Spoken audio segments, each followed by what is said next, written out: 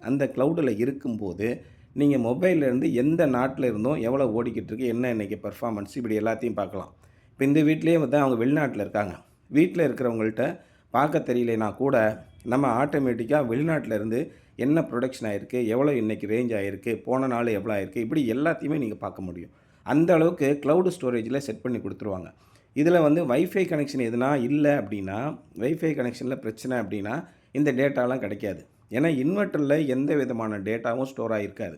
நெறைய பேர் என்ன சொல்றாங்க, கரண்ட் இல்லாம போயிட்டு சார். அன்னைக்கு வந்து மீட்டர் தானே ஓடல. அன்னைக்கு வந்து இந்த மோடம் தான் ஒர்க் ஆகாம இருந்தது.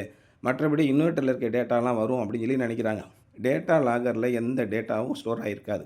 இந்த ஸ்டோர் ஆகுற டேட்டா எல்லாமே அது ஒரு ட்ரான்ஸ்ஃபர் மாரி போயி கிளவுடுல தான் ஸ்டோர் ஆகியிருக்கும். இந்த மாரி இருக்கிற டேட்டாவ எத்தனை வருஷம் கழிச்சுனாலும் நீங்க எடுக்கலாம். இவ்வளோ நாளுக்குள்ள எடுக்கணும்.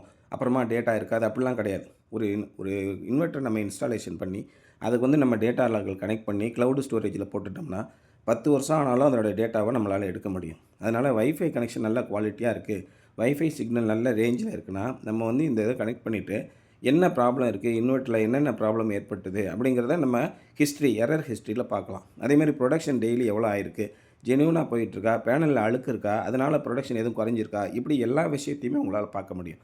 அந்த அளவுக்கு ஒரு சொஃபிஸ்டிகேட்டடான ஒரு லேட்டஸ்ட் அட்வான்ஸ்டு சிஸ்டத்த பண்ணிட்டுருக்கோம். இப்ப